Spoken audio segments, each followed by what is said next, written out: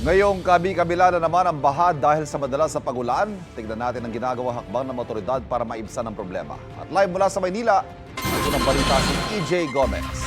EJ.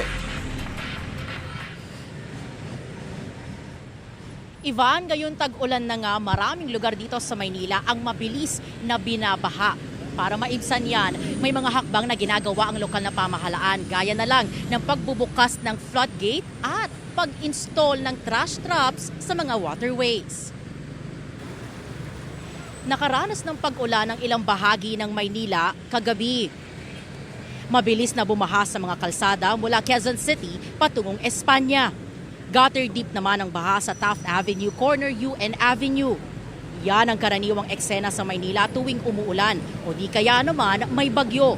Bilang tugon, pansamantalang binuksan ang isang floodgate sa bahagi ng Maynila Yacht Club ngayong may bagyo para raw bumilis ang daloy ng tubig papuntang Manila Bay. Nag-install din ng trash traps para masalo ang mga basura at maiwasan ang pagbabara. Plano rin daw na palakihin ang kapasidad ng treatment plant. Idurugtong din ang mga drainage ng Maynila sa drainage ng MMDA batay sa Drainage Master Plan na inaprubahan na ng Manila City Hall. Magkakaroon din daw ng paghuhukay ng mga imburnal sa Maynila para mas maraming tubig ang mapadaloy rito. Ilang residente ng Maynila ang nagkwento ng perwisyong nararanasan nila tuwing bumabaha sa kanilang lugar. Narito ang kanilang mga pahayag. Pagka malakas ang ulan, pag bumaha, etong DPWH siya yung nagpapahigop sa lahat ng tubig. Pagkatapos ng ulan, wala na pong baha dyan. Alerto po sila pag bumabaha.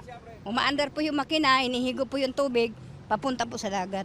Ang magiging problema lang, yung basurang itinatapon sa dagat nila. Tumatambay dito. Kaya kami mga bangkero dito, nagbo-volunteer. Ang basura ay hindi naman galing dito, galing din sa ibang lugar na pumapasok dito, napupunta sa doon na mga dito, yan dito, sa Akuan.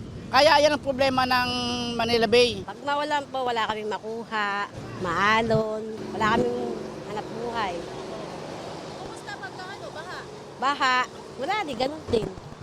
Wala talaga. Walang customer. Wala talaga. Walang customer, walang tao kasi walang bibili sa amin. Inaalis namin pag alam namin mataas ang tubig kasi maapektuhan din po yung mga paninda namin. Nilalagyan na namin sa balde.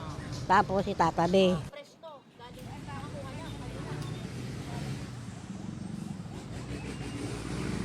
Ivan, nandito tayo ngayon sa isang bahagi nitong kahabaan ng Roxas Boulevard dito sa Maynila. At ito yung isa sa mga lugar na talagang mabilis or mataas o yung pagbaha tuwing may pagulan kahit hindi pa nga yan bagyo. Sabi ng mga nakausap natin, ang talagang problema daw dito sa lugar ay yung baradong kanal at yung mga tambak na mga basura na sana raw talagang masolusyonan ng pamahalaan. At very quickly, yung mga babiyahe po dito tatahakin itong Roxas Boulevard sa mga oras na ito po ay medyo may traffic na.